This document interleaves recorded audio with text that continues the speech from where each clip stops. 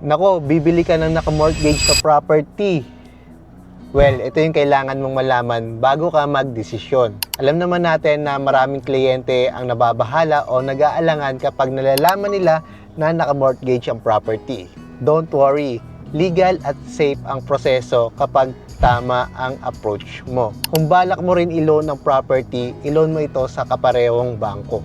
Mas mabilis ang proseso, legal at safe ang documentation, mas secure ang transaction. Paano nga ba ang proseso? Kapag na-approve na sa bangko ang loan mo, si bangko mismo ang magbabayad kay seller. At i-deduct na lang ni bangko yung natitirang utang ni seller doon sa mortgage. At ang matitira ay mapupunta sa kanya. Once paid, ita-transfer na po ng bangko yung title under po sa name ng buyer or principal. At take note guys, lahat ng expenses sa pagta-transfer ng title ay depende sa naging negosyasyon ng buyer at seller. Minsan kasi si seller ang nagbabayad ng CGT o paminsan-minsan pinapa-shoulder na rin kay buyer. So depende po talaga sa magiging negosyasyon. Kung iisipin nyo mabuti, mas safe pang bumili ng naka-mortgage na property.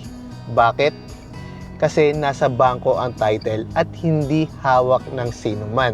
At alam naman natin na hindi tayo lolokohin ng bangko. So mga ka-BMP, huwag agad matakot kapag naka-mortgage ang property. Basta alam mo ang proseso, may tamang gabay, well, panalo ka dyan.